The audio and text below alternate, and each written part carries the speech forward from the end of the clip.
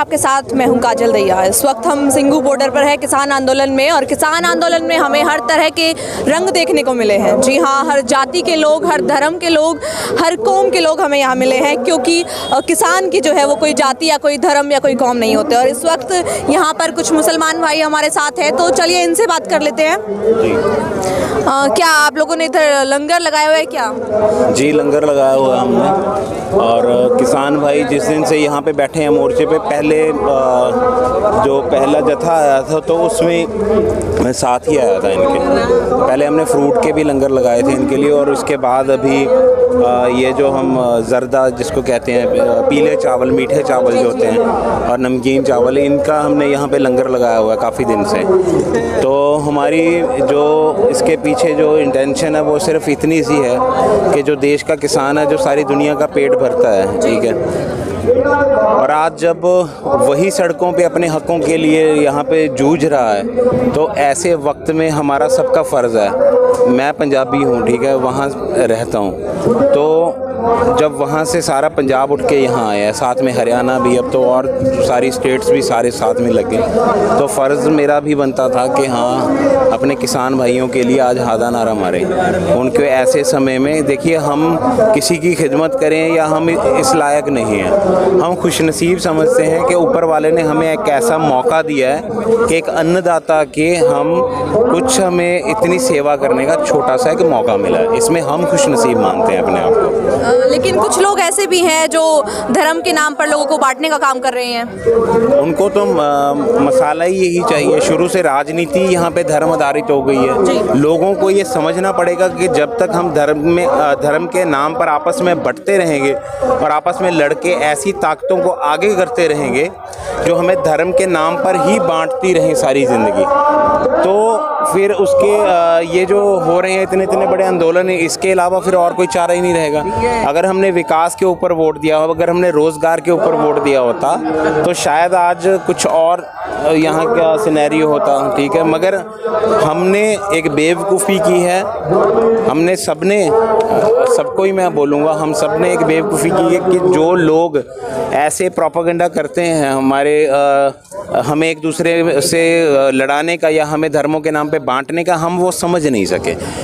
उस नासमझी की मार आज देश के गरीब के ऊपर पड़ रही है, क्योंकि पूंजीपतियों ने ऐसी ताकतों को, ऐसे लोगों को आगे कर दिया कि जो धर्म के नाम पे राजनीति करके सारा कुछ अब उनको संभाल रहे हैं देश का। वो कह रहे थे कि मैं देश नहीं बिकने दूंगा, तो क्या रह गया भाई? पहले तो ये बताओ, रह क्या गया है बेचने को?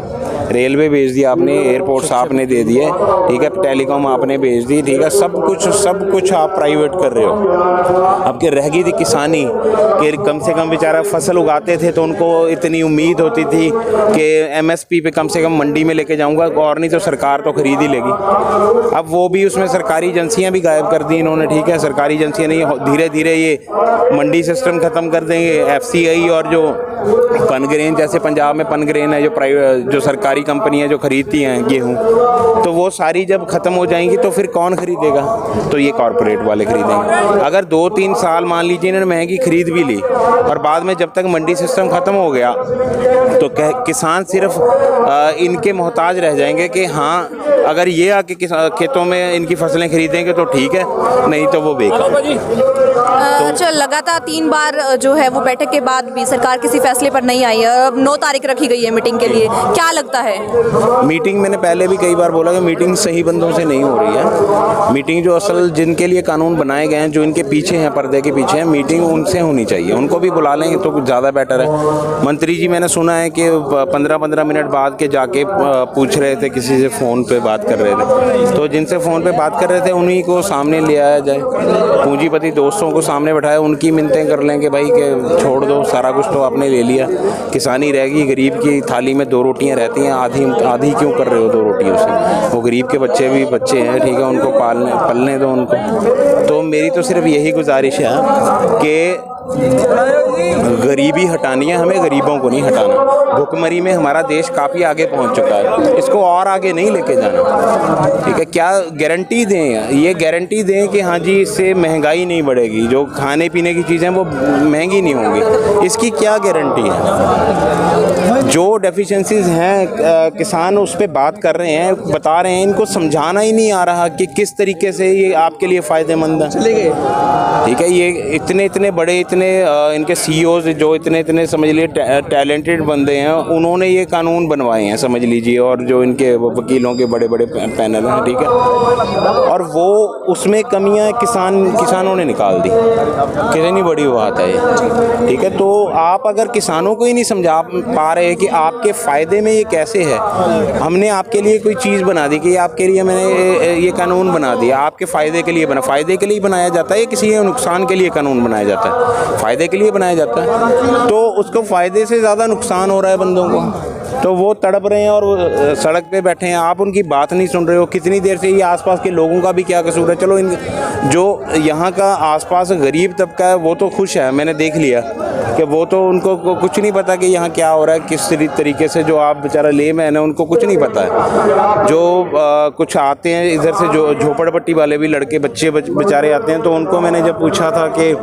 ये क्या चल रहा है, और जो मर्ज़ी चल रहा है, मगर जो भी चल रहा है बहुत अच्छा चल रहा है, हम 3 टाइम खाना खाते हैं, और यानी कि उनको बहुत अच्छा, बच्चों को, हमें भी लगा।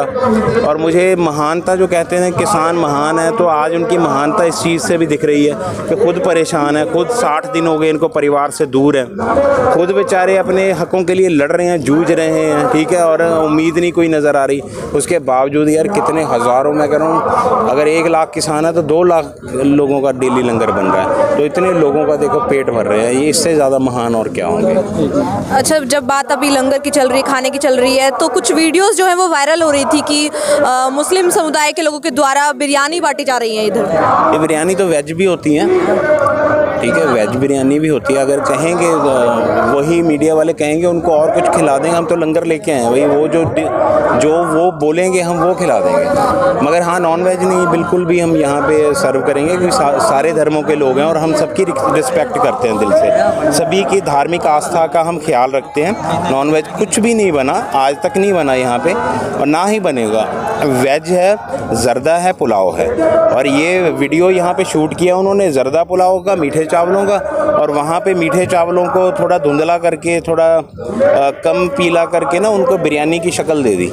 देखिए उसमें भी इफेक्ट डाल दिए इन्होंने, चावल की वीडियो में भी इन्होंने ऐसे स्पेशल इफेक्ट डाल दिए, तो उसमें वो दिखने लगी, बिरयानी दिखने लगी, जर्दे को भी बिरयानी बना दिया। तो पहले भी मेरी गुजारिश थी जो गोदी मीडिया से कि आप या तो यहाँ पे कवर ना करें, क्योंकि कवर करते करते पीछे से गो बैक, गोदी मीडिया गो बैक ऐसे नारे लगे तो वो भाग गए थे, मगर फिर भी उन्होंने चलाई, और चलाई किस तरीके से, यही कि बिरयानी बढ़ रही है, ये वो है। तो ऐसी हरकतें ये बंद कर दें, देश को सच्चाई दिखाएं। मीडिया का जो असल काम है, और जैसे आप लोग हैं जो सही में रिपोर्टिंग कर रहे हैं यहाँ पे, जो असली पत्रकारिता है, जो जिसको बचाया, जिसकी इज्जत आपने बचा रखी है अभी तक, नहीं तो 135वें नंबर पे ले ये हमारे जो होनहार गोदी मीडिया, ये हमें 135वें नंबर पे ले गई है। आप लोगों से मेरी गुजारिश है कि सच्चाई दिखाएं, ग्राउंड रियलिटी, हम सब एक हैं। हमारी स्टॉल पे हिंदू भाई भी लगे हुए हैं हमारे साथ, हमारी टीम में सुबह से बेचारे पानी भर भर के, पानी की दिक्कत है, वहाँ से बाल्टियाँ भर भर के लेके आ रहे हैं। हाँ जी हाँ, सिख भाई तो हैं ही यहाँ हमारे साथ, हिंदू भाई भी हमारे साथ लगे हुए हैं, सारे धर्मों के लोग लगे हुए हैं खिदमत करने किसानों की, और जिसका कोई धर्म नहीं है, किसानी धर्म है उनका, और हम उनकी खिदमत में लगे हुए हैं। तो अगर ये भी बर्दाश्त नहीं होता तो मुझे लगता है कि आगे से इतना इन्होंने बुरा हाल कर दिया है कि कोई मुसलमान इसका मतलब खिदमत भी नहीं कर सकता। अगर वो कोई खाना ले आके यहाँ पे दे देगा तो वो क्या बिरयानी होगी, और बिरयानी हो भी गई तो क्या है,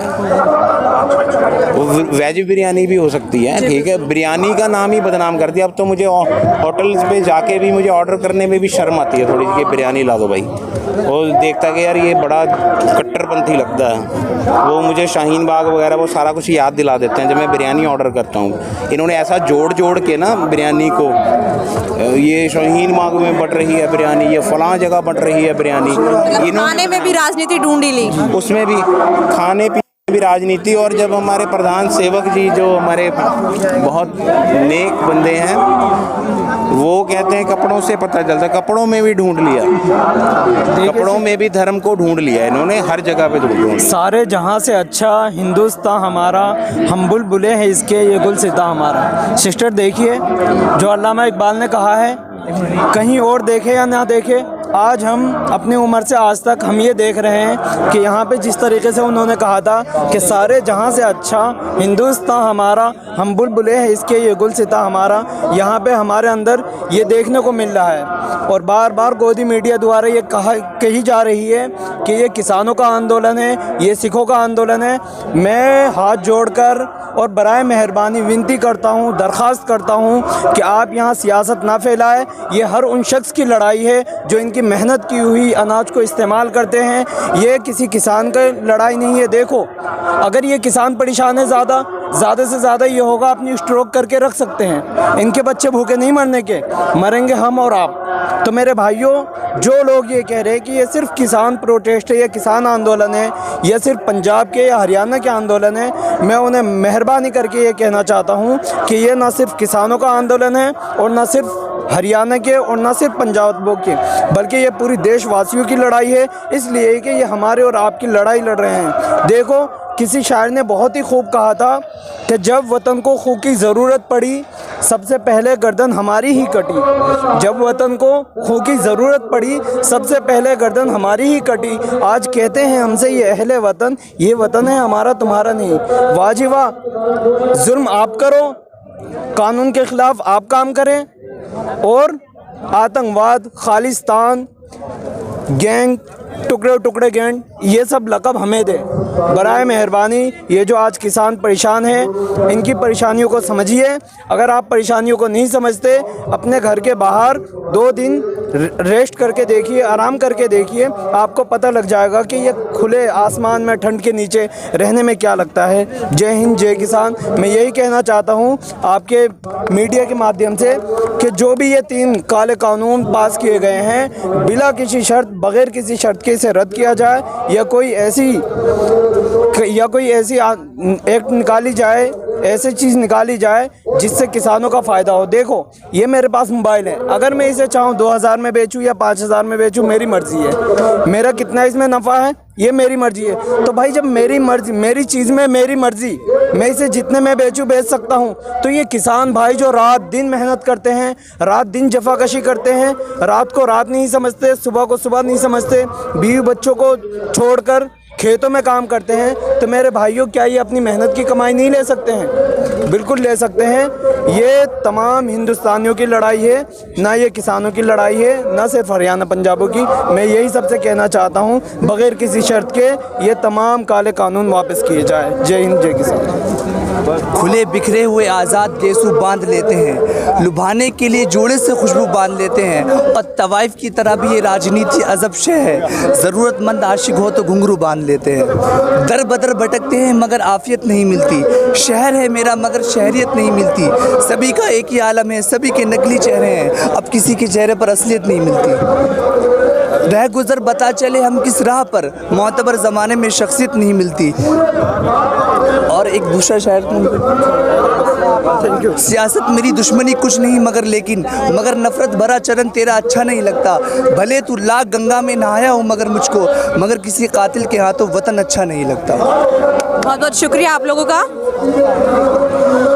तो देखिए यहाँ हमें अलग अलग तरह के रंग देखने को मिले। एक किसान आंदोलन में एक बहुत ही बेहतरीन, बहुत ही अच्छे भाईचारे की झलक देखने को मिली।